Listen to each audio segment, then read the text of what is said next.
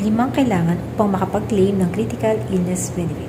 Una, kailangan natin ng critical illness benefit attending physician statement. Yun yung pipirmahan ng doktor at i-fill out niya yung naging sakit natin. Pangalawa, yung critical illness benefit form for the claimants. Pangatlo, yung ID natin. Pang-apat, yung credit to account kung saan natin to send the bank. So, kailangan ng proof nun, yung front page ng passbook natin na may pangalan ng bangko and pangalan, account number natin at pangalan natin mismo. And also, kailangan din natin ng